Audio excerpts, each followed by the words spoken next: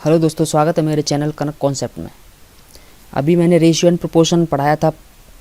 अब हम चल रहे हैं नेक्स्ट चैप्टर पे।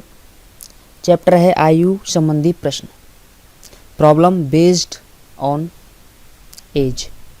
ठीक है, पढ़ाने का तरीका एकदम सेम है। पहले कॉन्सेप्ट बताऊंगा, उसके बाद प्रश्न करवाऊंगा। रेशियो एंड प्रोपोर्शन जो मैंने कराया है वो सिर्फ हिंदी में कराया है, लेकिन अभी मैं कोशिश करूंगा कि इंग्लिश में भी करवाऊं।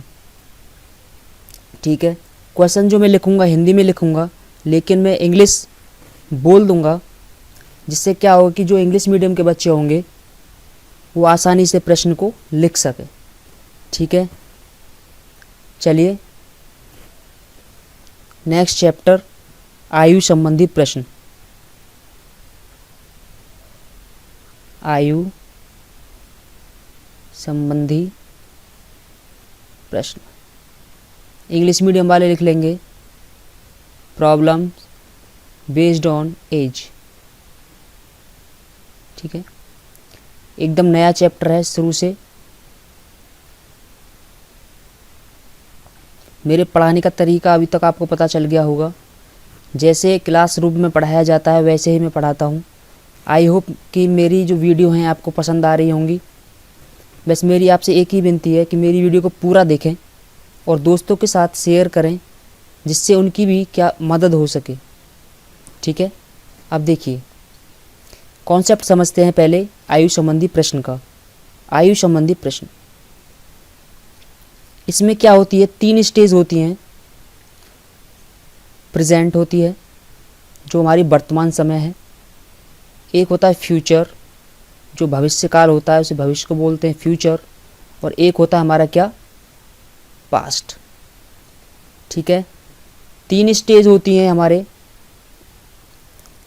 अगर हम प्रेजेंट से पास्ट में जा रहे हैं, ठीक है, ध्यान देना कॉन्सेप्ट के ऊपर। कॉन्सेप्ट बहुत ही इम्पोर्टेंट है। अगर ये कॉन्सेप्ट अगर आपको समझ में आ गया तो सारे प्रश्न आसानी से आप सॉल्व कर सकते हैं। ठीक है, अगर हम प्रेजेंट से पास्ट में जा रहे हैं तो एज क्या होगी, एज हमारी हमेशा कम होगी। ठीक है, डिक्रीज़ होगी। अगर हम प्रेजेंट से फ्यूचर में जा रहे हैं तो हमारी एज क्या होगी, हमेशा एज हमारी इंक्रीज़ होगी, एज हमारी बढ़ेगी। ठीक है, ऐसे ही सेम अगर हम पास्ट से प्रेजेंट में जा रहे हैं, कहाँ जा रहे हैं, पास्ट से प्रेजेंट में जा रहे हैं, तो हमारी एज क्या होगी, एज हमारी इंक्रीज़ होगी। अगर हम फ्यूचर से प्रेजेंट में आ रहे हैं तो हमारी एज क्या होगी, एज हमारी डिक्रीज़ होगी, घटेगी। ये बहुत ही अच्छा कॉन्सेप्ट है। अगर इसे ध्यान में रख के हम क्वेश्चन को सॉल्व करेंगे तो हमारे क्वेश्चन आसानी से क्या हो जाएंगे, सॉल्व हो जाएंगे। चंद ही सेकंडों में क्वेश्चन सॉल्व हो जाएंगे। ठीक है, देखिए एक कॉन्सेप्ट और है, हमेशा जहाँ रेशियो दे रखा होगा एज के सम को वहाँ खींच कर ले जाएंगे। ठीक है, ये भी आपको सुनने में और लग रहा होगा, लेकिन जब मैं क्वेश्चन सॉल्व कराऊंगा आपको सब कुछ क्लियर हो जाएगा। ठीक है, ये लिख लीजिए, नोट बना लीजिए इसको। हमेशा क्या, हमेशा जहां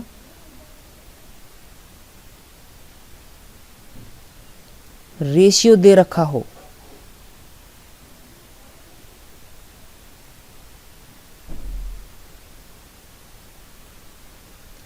एज के सम को, एज के सम मतलब योग को, एज के सम को वहां खींच कर ले जाएंगे।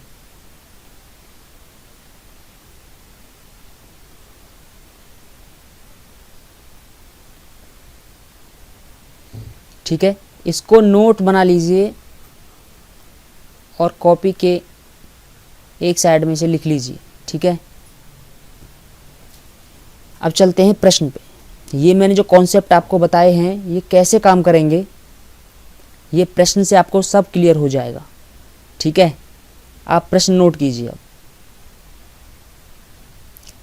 देखिए, 4 साल पहले 4 साल पहले ए और बी की आयु का अनुपात, बी की आयु का अनुपात 4:3 था। 3 साल बाद, 3 साल बाद इनकी आयु का योग 70 वर्ष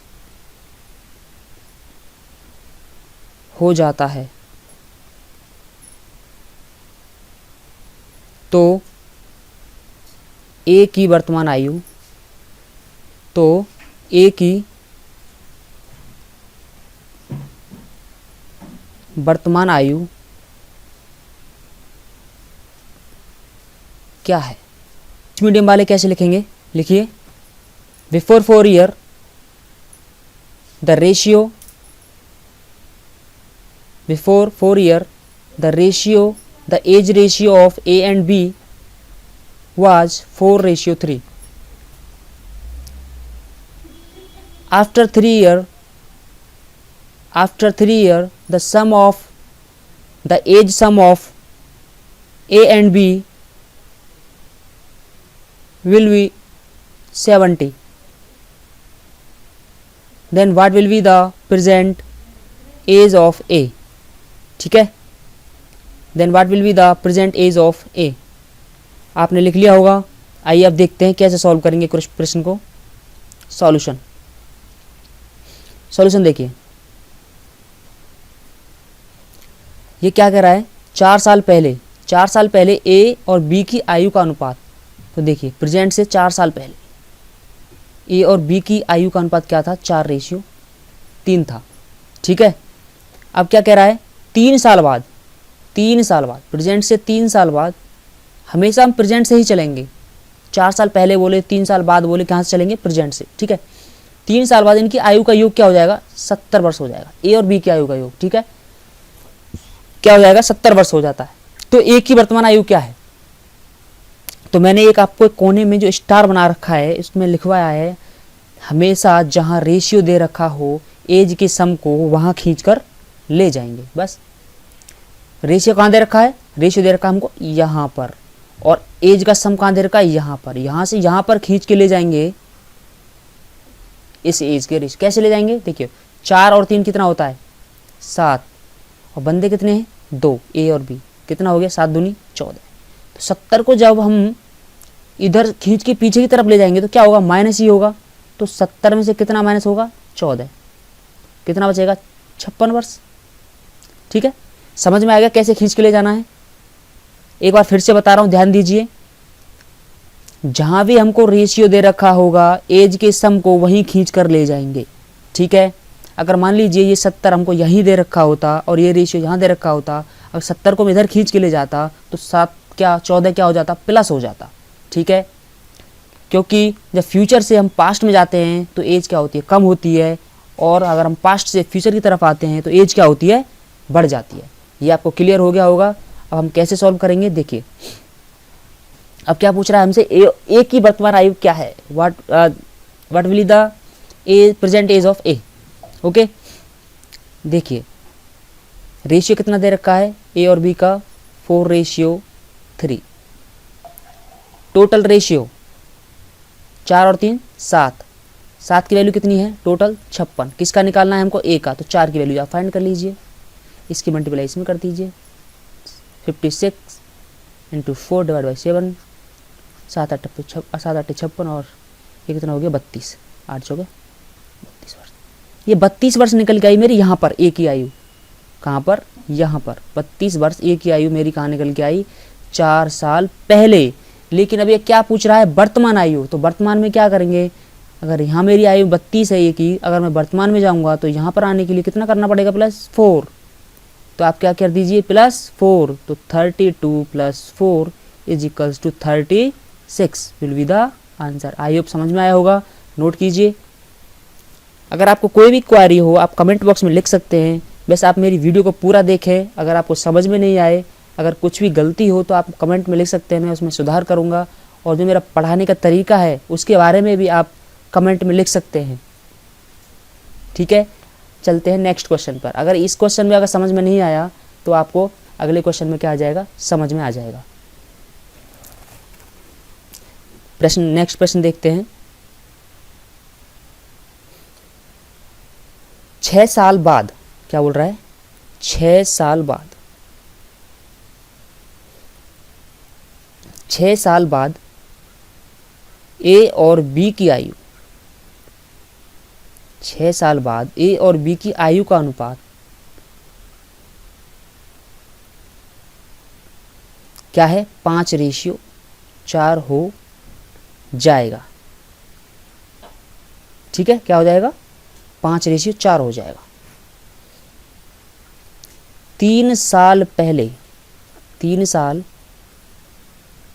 पहले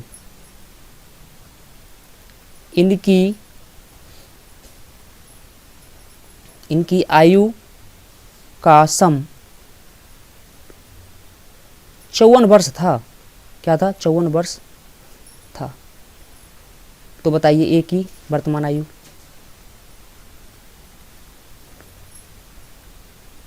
वर्तमान आयु क्या थी, इंग्लिश वाले लिख लीजिए। After 6 year the age ratio,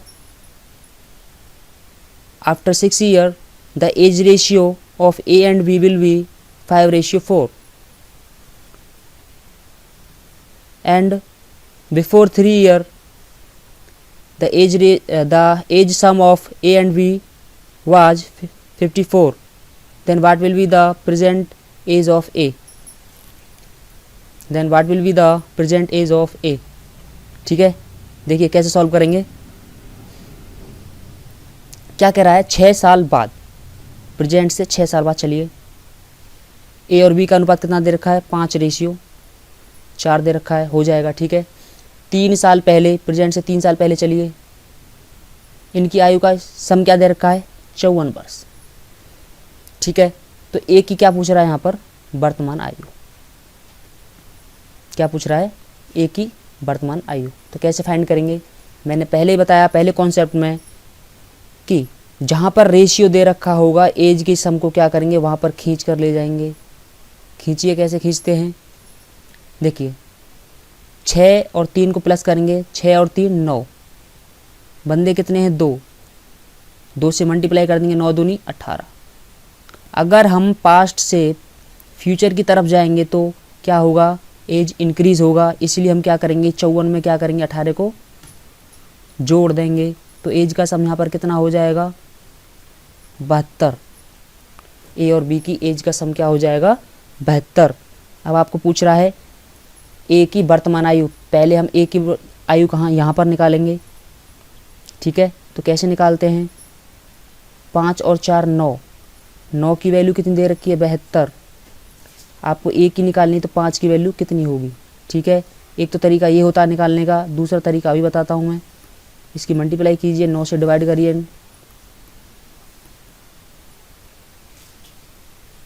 9 अट्ठे 72 और 8 पंजे 40।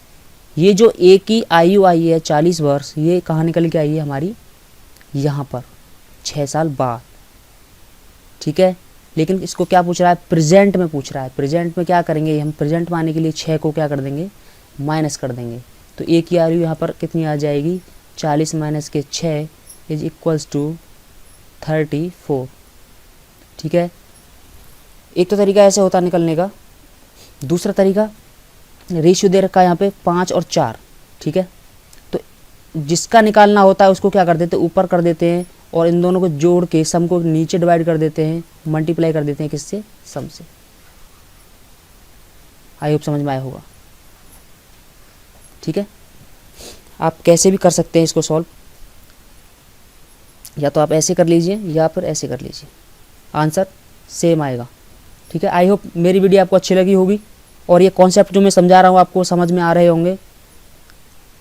अपने दोस्तों के साथ शेयर कीजिए और मेरी वीडियो को लाइक करें और चैनल को सब्सक्राइब करें। धन्यवाद।